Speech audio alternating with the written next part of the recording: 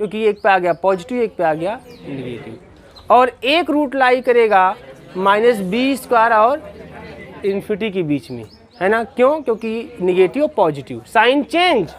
जैसे ही आप, जैसे लैम्डा में इक्वेशन था, जैसे ही लैम्डा की दो वैल्यू रखे और एक पे पॉजिटिव एक पे निगेटिव, या एक पे निगेटिव एक पे पॉजिटिव आ गया, तुरंत आप समझ लीजिएगा कि रूट उन दोनों के बीच में लाई करेगा, गारंटी है। आराम से उठा घर पे आके तमाम क्वेश्चन देखिएगा आप लोग। क्लियर है यहाँ पे? 10 अब मैं लिखने जा रहा हूँ, ठीक है ना। एक लैम्डा क्वाड्रेटिक है, तो हम लिखेंगे 10 the roots of equation second कर लेते हैं, थर्ड कर लेते हैं। Equation second lies in between minus का a² कामा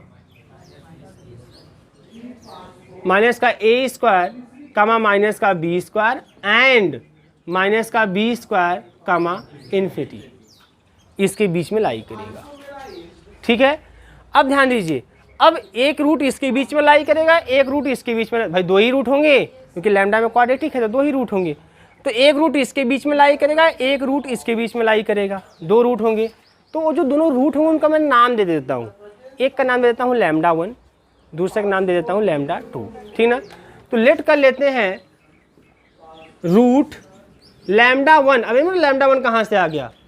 ऐसे x² में क्वाड्रेटिक है, दो रूट तो हम लोग अल्फा बीटा नाम दे देते हैं, है ना। उसी से यहाँ पे लैम्डा में क्वाड्रेटिक है तो दो रूट होंगे तो λ1 λ2 नाम दे दिया।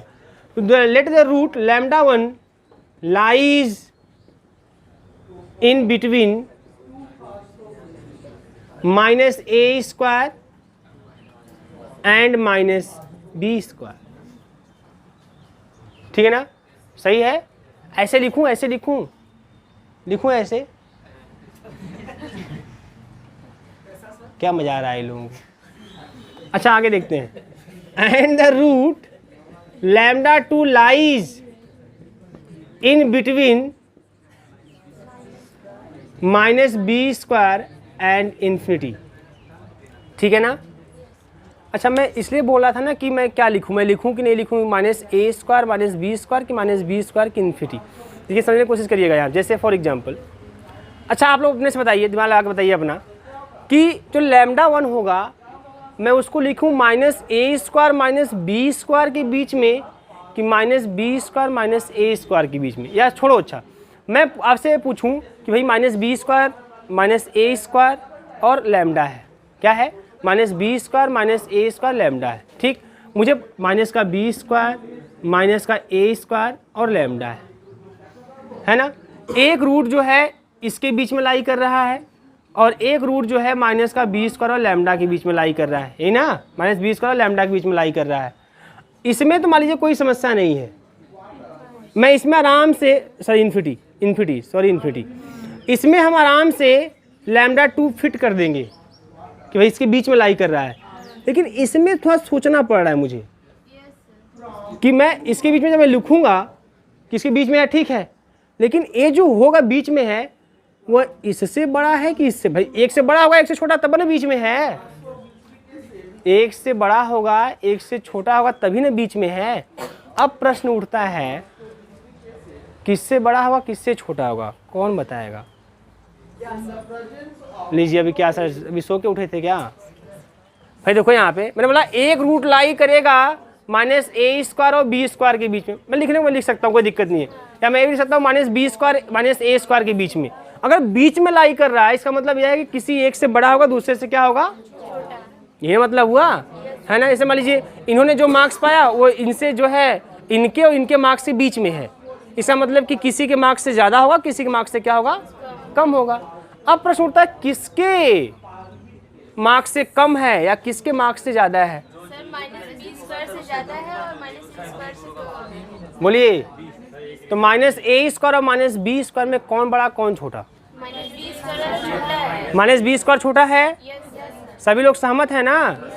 अब कितने लोग एकदम सरेंडर कर गए, पता नहीं चल रहा है क्या? भाई -a² और -b² के b² में कौन छोटा कौन बड़ा? -b² सब लोग कर रहे हैं क्या है? छोटा है। और माइनस ए स्क्वायर क्या है, बड़ा। भाई सीधा सीधा केस जो है, अब मैं बता रहा हूँ, थोड़ा ध्यान से रखिएगा। अभी मैं देख ले रहा हूँ, रुक जाओ जी। ए बी से बड़ा है, ए बी से बड़ा है तो ए स्क्वायर बी स्क्वायर से बड़ा होगा, कंफर्म। अगर ए बी से बड़ा है तो ए स्क्वायर बी स्क्वायर से बड़ा होगा। जैसे ही लगाएंगे निगेटिव तो माइनस का a square less than minus का बी स्क्वायर हो जाएगा, यही ना। मैं सही बोल रहा हूँ ना, मजाक थोड़ी कर रहा हूँ, हंस रहे हैं आप लोग। क्लियर है ना। मैंने केस लिया कि ए बी से बड़ा है, तो अगर ए बी से बड़ा है तो ए स्क्वायर भी बड़ा होगा बी स्क्वायर से, और निगेटिव लगा दीजिए, इनइक्वलिटी चेंज। क्लियर। भाई देखो, सही बताए कैसे बताए हम नहीं जानते, लेकिन आपको ये आना चाहिए कि आप बता कैसे रहे हैं एक्चुअल में।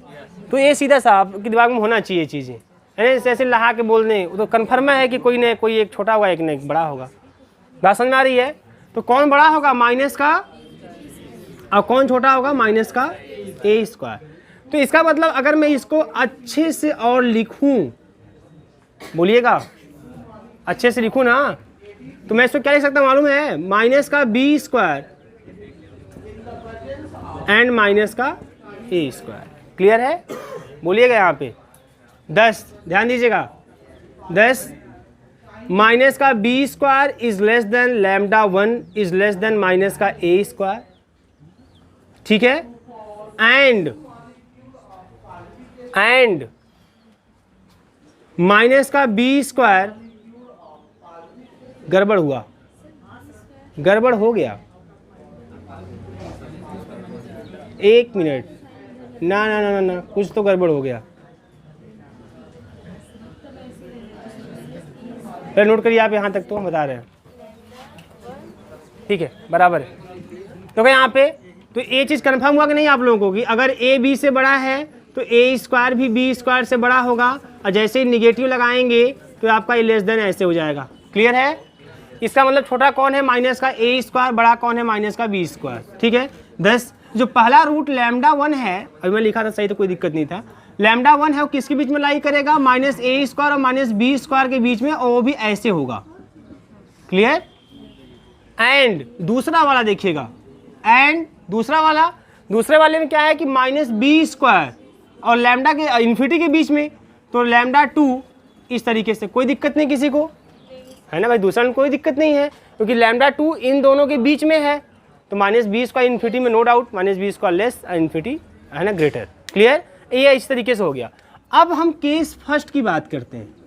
केस फर्स्ट मतलब ए पहला वाला, लेस देन लैम्डा 1 और लेस देन माइनस का बी स्क्वायर। क्लियर है। अब मैं क्या करता हूँ, ध्यान देखिएगा यहाँ पे, यहाँ से अगर मैं इतना लूँ, केवल इतना लूँ, ठीक है, तो माइनस का a square is less than lambda 1 है, यही ना है। इस ए स्क्वायर को मैं इधर ट्रांसफर कर दूं तो आपको मिल जाएगा लैम्डा या ए स्क्वायर प्लस का लैम्डा 1 ग्रेटर देन 0 मिलेगा।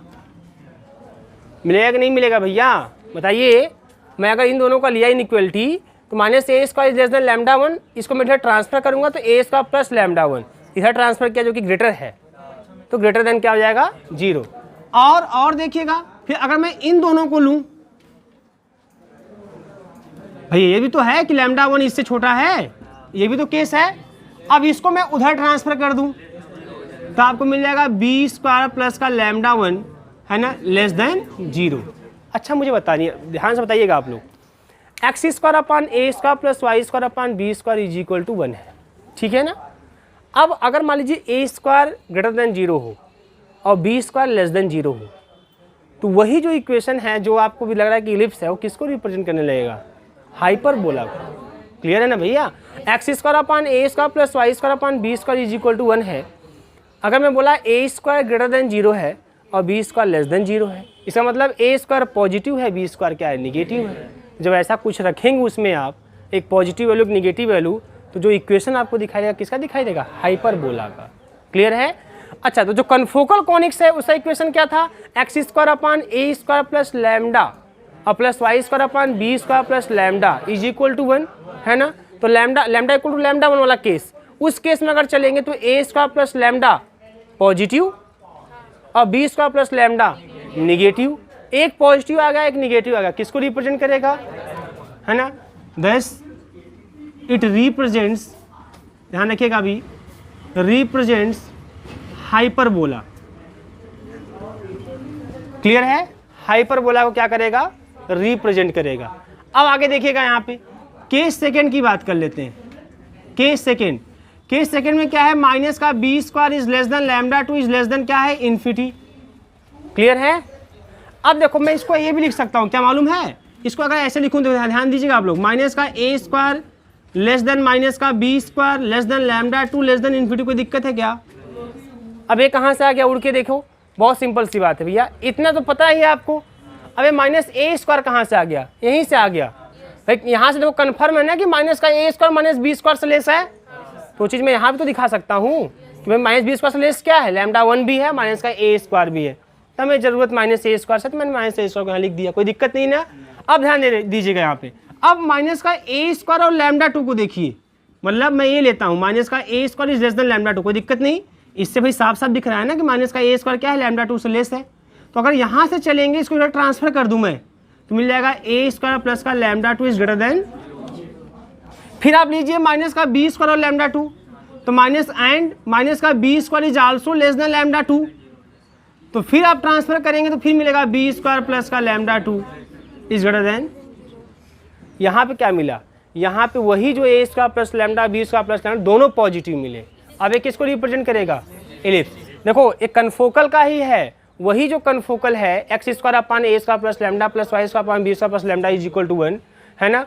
वही कन्फोकल जो है वो दो कॉनिक को रिप्रेजेंट कर रहा है ना। एक बार लैम्डा इक्वल टू लैम्डा 1 पे वो किसको रिप्रेजेंट कर रहा है, हाइपरबोला को, और लैम्डा इक्वल टू लैम्डा 2 पर वही रिप्रेजेंट कर रहा है किसको, इलिप्स को, है ना। तो इसका मतलब यह याद रखिएगा कि इलिप्स के प्लेन में, लाइन याद रखिएगा, इलिप्स के प्लेन में किसी एक पॉइंट से अगर आप कन्फोकल ड्रॉ करेंगे, कन्फोकल कॉनिक्स ड्रॉ करेंगे, तो आप दो कन्फोकल कॉनिक्स ड्रॉ कर सकते हैं। उस दोनों कन्फोकल कॉनिक्स में एक पॉइंट से, उस दोनों कन्फोकल कॉनिक्स में से एक होगा इलिप्स, दूसरा होगा हाइपरबोला। यही एक क्वेश्चन था, है ना। तो ये क्या represent, thus it represents ellipse. ठीक है, इसका मतलब कि अगर हम इलिप्स के प्लेन में कोई कन्फोकल कॉनिक्स ड्रॉ करें तो हम दो कन्फोकल कॉनिक्स ड्रा कर सकते हैं किसी एक पॉइंट से होकर। We can draw two confocal conics through a point, एक पॉइंट से होकर, है ना, in which one is ellipse and other is hyperbola. ठीक है, यही है आपका, यही क्वेश्चन है और आपसे ये पूछा गया क्वेश्चन है। ठीक है, तो मैं आशा करूंगा कि आपको ये क्वेश्चन है, अनसॉल्व में कई बार पूछा गया क्वेश्चन है।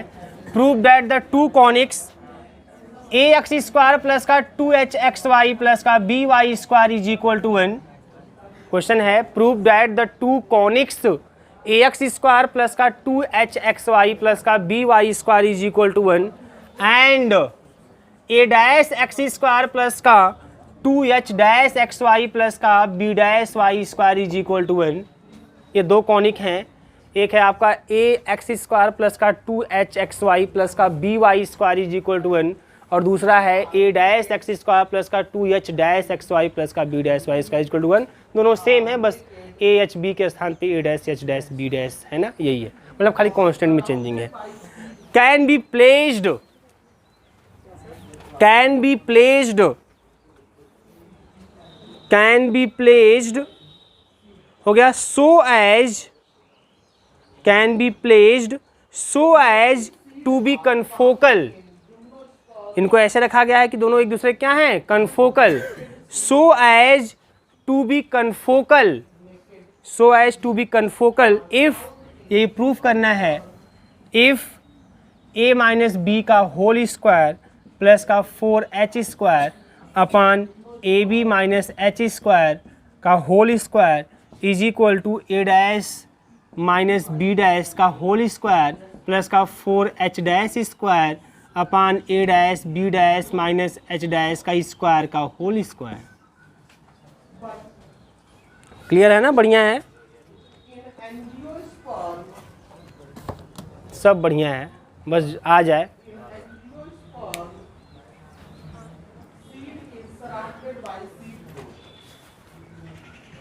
ठीक है भैया।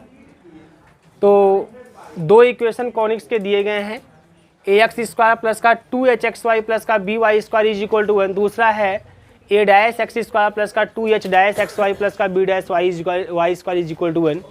दोनों एक दूसरे के कन्फोकल होंगे तभी जब ये कंडीशन होल्ड होता हुआ दिखाई देगा। ठीक है, जैसा मैं क्लास स्टार्ट हुआ तो मैं पहले ही बोला था आप लोगों को कि कॉनिक जो है, अगर कॉनिक कन्फोकल जो होता है भाई, उसका सिंपल तरीका है कि दो कॉनिक कन्फोकल तभी होंगे जब उनके फोकस क्या आएंगे, सेम। या उसको हम ऐसे भी कर सकते हैं, अगर फोकस सेम होंगे, अगर दो कॉनिक ए और बी हैं, है ना, और दोनों के फोकस आपके सेम हैं, तो कन्फर्म है कि पहले वाले कॉनिक के फोकस के बीच का डिस्टेंस और दूसरे वाले कॉनिक के फोकस के बीच का डिस्टेंस भी सेम आएगा। बात समझ में आ रही है ना। ये देखो, जैसे इलिप्स है, इलिप्स का आ गया फोकस प्लस माइनस 2,0। भाई दो फोकस होते हैं इलिप्स में, प्लस माइनस 2,0। एक हो गया 2,0, एक हो गया माइनस 2,0, है ना। तो अगर इस चीज़ को आप दिखाएंगे 2,0 माइनस 2,0, तो इसके बीच का डिस्टेंस कितना आएगा निशांत कुमार? देखते हैं ना, आज इनका टेस्ट लेते हैं, हो जाता है। 2,0 माइनस 2,0, 2 पॉइंट हैं, इनके बीच का डिस्टेंस कितना होगा? फार्मूला याद है? लगाएंगे फार्मूला, बिना लगाए बता देंगे? क्या बात है, सही करा है। कितना आएगा वो बताइए, किस फार्मूले से आएगा वो छोड़िए। फार्मूला मैं बहुत कम याद करने की कोशिश करता हूँ।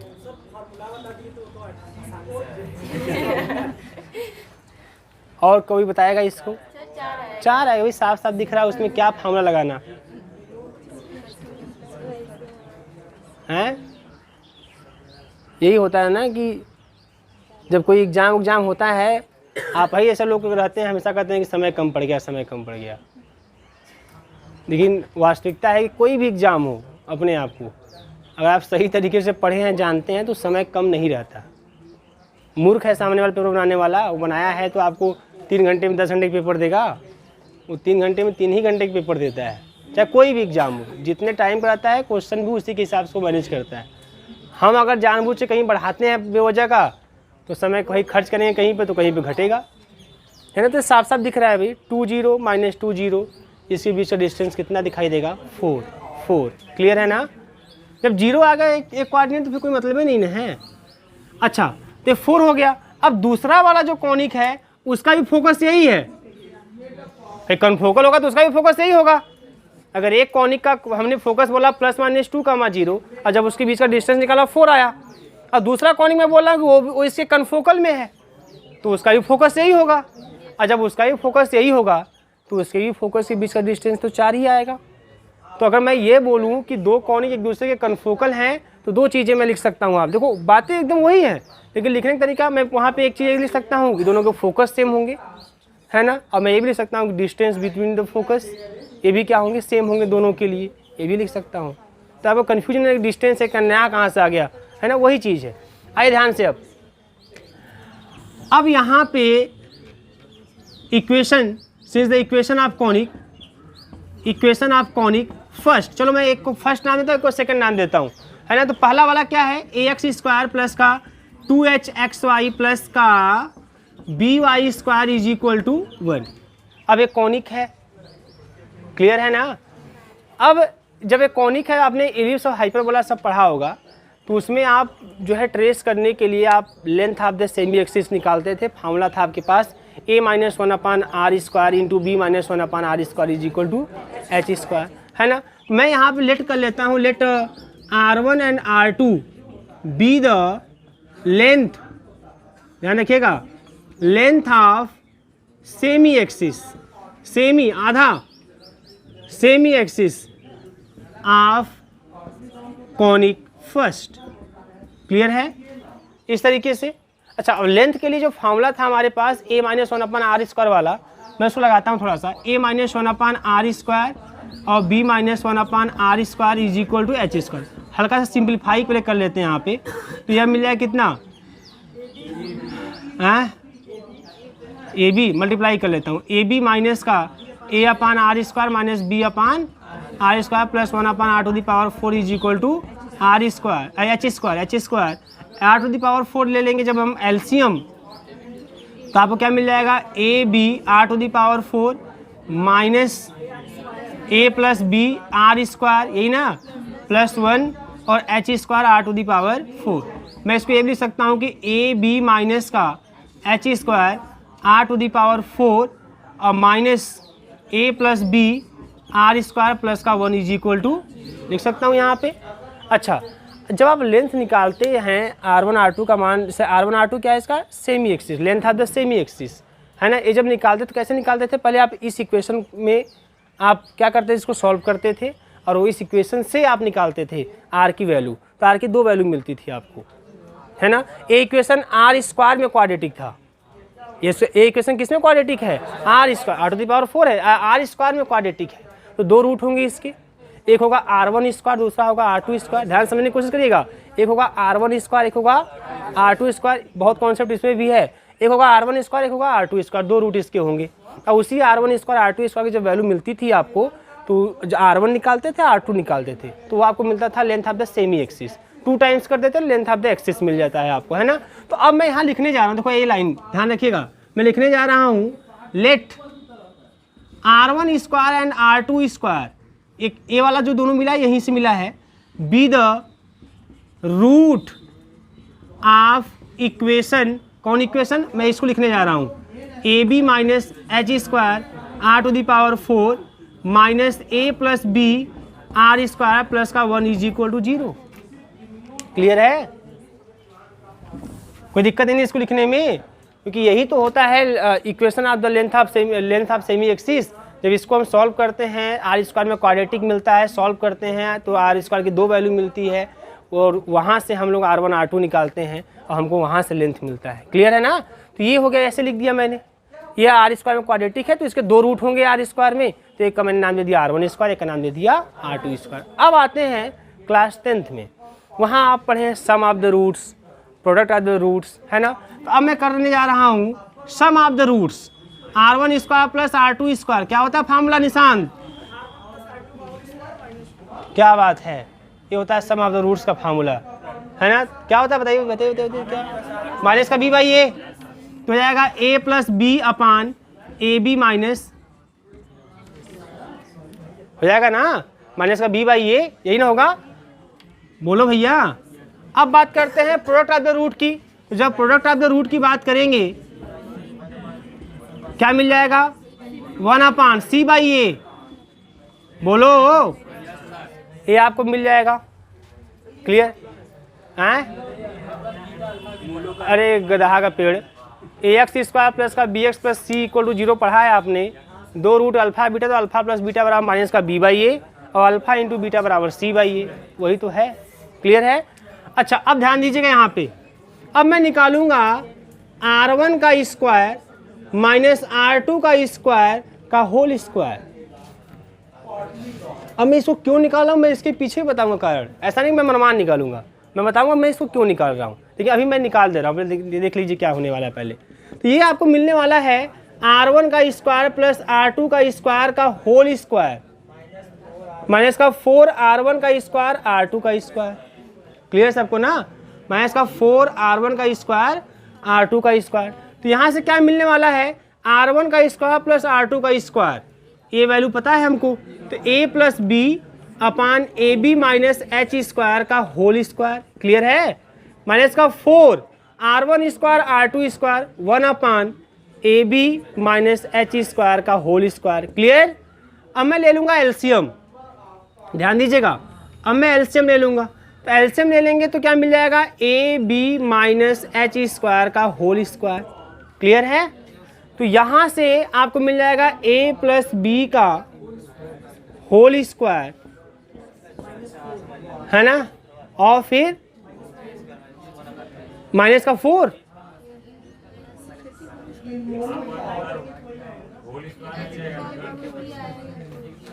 कहाँ पे होल स्क्वायर नहीं आएगा,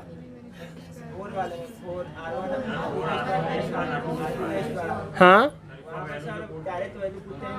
अच्छा यही आएगा, हाँ क्लियर क्लियर, नहीं अब सही हो गया। ठीक है ना भाई, कोई दिक्कत नहीं है यहाँ पे। R1 square R2 square value directly यहाँ पे है ना, वो स्क्वायर भी लगा है साथ में, थोड़ा कन्फ्यूजन क्रिएट हो रहा है यहाँ पे। अच्छा अब यहाँ से क्या मिल जाएगा बताइए, यहाँ से मिल जाएगा AB माइनस ए मिल जाएगा ना। कहाँ गड़बड़ हो रहा है, 4 छूटा है, कोई बात नहीं है, कोई बात नहीं है, घबराइए मत। ये हो गया आपका। अब इसको थोड़ा ओपन करिए, इसको ओपन करिए। जब इसको ओपन करेंगे आप तो आपको मिल जाएगा a प्लस बी का होल स्क्वायर माइनस का 4ab एक साथ ले लीजिए। तो जब a प्लस बी का होल स्क्वायर माइनस का 4ab एक साथ लेंगे तो ये हो जाएगा a माइनस बी का होल स्क्वायर, और ये माइनस माइनस प्लस करके प्लस का 4h स्क्वायर कर दीजिए, और अपान में ab माइनस एच स्क्वायर का होल स्क्वायर। क्लियर है? ठीक है। एक किसकी वैल्यू आ गई, ये वैल्यू आ गई R1 square minus R2 square के होल स्क्वायर की। ठीक है, ये इक्वेशन नंबर हो गया स्टार। अब ध्यान दीजिएगा, मेरी बात ध्यान समझने की कोशिश करिएगा। ऐसे ही सेम कैलकुलेशन जब मैं इसके लिए करूंगा तो फिर यही आएगा। फिर इसमें क्या अंतर है, ए की जगह ए डैश है, बी की जगह बी डैश है, एच की जगह एच डैश है। तो ऐसे ही सेम कैलकुलेशन करूंगा तो इसके लिए भी आएगा और ये आ जाएगा। अब ध्यान रखिएगा मेरी बात, अब ध्यान से समझने की कोशिश करिएगा। यहाँ पे मैंने बोला कि दो कॉनिक कन्फोकल होंगे जब उनके फोकस क्या होंगे, सेम। तो मैंने आपको बताया इसे इलिप्स है ना, तो इलिप्स का जब फोकस हम निकालते हैं तो आता है प्लस माइनस ए कामा 0। मैंने बोला आप ऐसे मत निकालिए, अब आप जो है बिना ई निकालिए, तो आपने बोला प्लस माइनस रूट में ए स्क्वायर माइनस बी स्क्वायर कामा 0। ध्यान समझने की कोशिश करिएगा, प्लस माइनस रूट में ए स्क्वायर माइनस बी स्क्वायर कामा 0, है ना। तो ध्यान समझिए, यहाँ बताइए मुझे आप लोग बताइए, तो कितने लोग बता पाते हैं, बता लेंगे सभी लोग। प्लस माइनस रूट में ए स्क्वायर माइनस बी स्क्वायर कामा 0। अब इसके बीच का डिस्टेंस क्या होगा भाई, दो फोकस है ना, एक है प्लस रूट में ए स्क्वायर माइनस बी स्क्वायर कामा 0 और एक है माइनस रूट में ए स्क्वायर माइनस बी स्क्वायर कामा 0। तो बीच का डिस्टेंस कितना होगा, अभी मैंने बोला 2 कामा 0 माइनस 2 कामा 0, तो कितना बताया आपने, 4 बताया कि नहीं बताया, जस्ट 2 टाइम्स। अरे भाई देखिए, जो चीज़ मैं पहले बताता हूँ वो सब चीज़ें यूज होंगी। मैंने बोला 2 कामा 0 माइनस 2 कामा 0 के बीच का डिस्टेंस, तो आपने फार्मूला लगाया, फार्मूला की जरूरत नहीं थी। 0 के ऊपर 2 है, 0 के नीचे माइनस 2 है, बीच का डिस्टेंस कुल 4 हो जाएगा। डिस्टेंस निगेटिव में बोलेंगे, पॉजिटिव ही बोलेंगे, है ना, दूरी यहाँ पे। तो 4 जस्ट 2 टाइम्स, 2 और माइनस 2 छोड़िए, माइनस प्लस छोड़िए, 2 का जस्ट 2 टाइम्स 4। तो ऐसे जब इसके यहाँ पे जब इसका पॉजिटिव वैल्यू लेंगे तो एक फोकस मिलेगा, निगेटिव वैल्यू लेंगे तो दूसरा फोकस मिलेगा। उसके बीच का जब डिस्टेंस निकालेंगे तो आएगा 2 रूट में ये होगा इन दोनों फोकस के बीच का डिस्टेंस। इलिप्स का केस में लेके चल रहा हूँ। अब इलिप्स में ए और बी क्या होता है, कौन बताएगा, क्या, semi, length of the semi, है ना, major axis and length of the semi minor axis. ये जो ए और बी होता है एलिप्स में, a small b, length of the semi major axis और लेंथ ऑफ द सेमी। इस क्वेश्चन में length of the semi axis क्या है, हाँ बताइए, मैं लिखा हूँ साफ R1 है, और length of the semi minor axis या माइनर मेजर छोड़िए, length of the minor axis क्या है, सेमी माइनर एक्सिस क्या है, माइनर सेमी ही बोलिए, छोड़िए, सेमी एक्सिस क्या है, तो क्या है हमारा R2 है वो, R1 R2। मतलब जो चीज़ यहाँ पे ए और बी काम कर रहा है वही चीज़ इस क्वेश्चन में R1 R2 लिखा गया है। तो अब मैं इसी चीज़ को लिखना चाहूँ यहाँ पे, तो हो जाएगा 2 रूट में R1 का स्क्वायर माइनस R2 का स्क्वायर। मतलब समझने की कोशिश करिएगा यहाँ पे, मतलब ये है, मैं बोलूँगा ये जो इक्वेशन नंबर फर्स्ट है, जिस कॉनिक को रिप्रेजेंट करता है उस कॉनिक के दोनों फोकस के बीच का डिस्टेंस होगा ये। क्लियर, ध्यान समझने की कोशिश करिएगा यहाँ पे। ये जो इक्वेशन नंबर फर्स्ट है वो जिस कॉनिक को रिप्रेजेंट करता है उस कॉनिक के दोनों फोकस के बीच का डिस्टेंस होगा यह 2 रूट में R1 का स्क्वायर माइनस R2 का स्क्वायर। क्लियर है सबको, होगा कि नहीं होगा, है ना। इसी प्रकार दूसरे वाले की बात करते हैं, जो डैश वाला था, डैश वाला भी था ना कॉनिक, जो दूसरा वाला कॉनिक डैश वाला है उसके फोकस के बीच का डिस्टेंस कितना हो जाएगा, यही होगा, बस R1 डैश का स्क्वायर कर देंगे, R2 डैश का स्क्वायर कर देंगे, वहाँ डैश यूज कर लेंगे हम लोग, सेम तरीके से लिखेंगे, बस वहाँ डैश यूज कर लेंगे। क्लियर है यहाँ पे, है ना। अब दोनों जो फर्स्ट और सेकंड हैं एक दूसरे के कन्फोकल हैं, तो नियम क्या कहता है कि कन्फोकल दोनों के फोकस सेम हो, या तो जो दोनों कॉनिक हैं उनके फोकस के बीच का डिस्टेंस, पहले के फोकस के बीच का डिस्टेंस इक्वल टू दूसरे के फोकस का बीच का डिस्टेंस सेम होना चाहिए। मतलब क्या, मतलब मैं जैसे ही लिखूंगा, देखो मैं जैसे ही लिखूंगा कि कॉनिक फर्स्ट है ना can be placed to be confocal with conic second, मैं तुरंत लिखूंगा 2 रूट में R1 का स्क्वायर माइनस R2 का square is equal to 2 root में R1 डैश का स्क्वायर माइनस R2 डैश का स्क्वायर। तो आप मुंह नहीं बनाएंगे ये कैसे लिख दिए सर, उसी आधे घंटे से चिल्ला रहे हैं। बात समझ में आ रही है ना, बोलिएगा। देखो क्वेश्चन रटाने के बहुत तरीका है, रट जाएंगे आप, है ना, लेकिन अभी समझने की कोशिश करिए, रटने को रट जाएंगे आप। तो ये मैं लिखूंगा, अब देखो जब ऐसे ही मैं ये लिखूंगा 2 से 2 साफ हो जाएगा, स्क्वायर कर देंगे, बोलिएगा, फिर स्क्वायर कर देंगे, दोनों बराबर हो जाएंगे। जो प्रूफ करना है वो आ जाएगा तुरंत, आया कि नहीं आ जाएगा। तो पहले इतना नोट कर लीजिए आप। और लगभग मुझे लग रहा है, मुझे अनुमान लग गया कि लगभग 75-80% लोग इसको कहीं बगल में इतना लिख दिए, है ना। क्या हो गया इससे,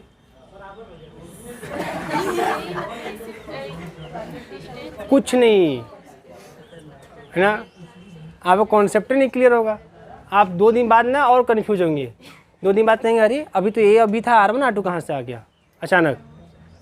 उस चीज़ को बराबर लिखना होगा, जैसे कि आपको ये लिखना होगा, जैसे आपने लिखा ना, इसे बाकायदा ऐसे लिखेंगे तभी काम होगा, है ना। आपको लिखना होगा कि ए और बी जैसे इलिप्स के केस में length of the semi axis है, क्वेश्चन में length of the semi axis R1 R2 है, इसलिए ए के स्थान पे R1, बी के स्थान पे R2। एकदम बाकायदा उसको एकदम हिंदी में लिख दीजिए आप, और फिर ये लाइन लिखिए। फिर अच्छा, अब ये लाइन में कहाँ से लिख दिया, तब फिर आप ये लिखेंगे कि 2 कॉनिक कन्फोकल होते हैं जब उनके फोकस सेम होते हैं, या पहले कॉनिक के फोकस का डिस्टेंस दूसरे कॉनिक के फोकस के बीच के डिस्टेंस के बराबर होता है, इसलिए यह लाइन लिखा गया है। तब ये चीज़ बगल में जो लिखे हैं ना, तब इसका मतलब निकल पाएगा। ये तो बाद में यही कंफ्यूज कर देगा कि ये ऐसे, ये कैसे हो गया, फिर अचानक ये कहाँ से आ गया, बराबर क्यों कर दिए। कोई बराबर के लिए तो पूरा आप कहानी कहे हैं, और आप खाली लिख देंगे बराबर, तो कोई मतलब नहीं निकलेगा। ठीक है, आपकी मर्जी, जैसे समझ लें, न लिखें तब भी चल जाएगा। क्या लिखा आपने भैया, similarly for the conic second that is, for the conic second that is, कौन सा conic, a dash x square, a dash x square plus का 2h dash x y, 2h dash x y plus का b dash y square is equal to 1, is equal to 1, है ना।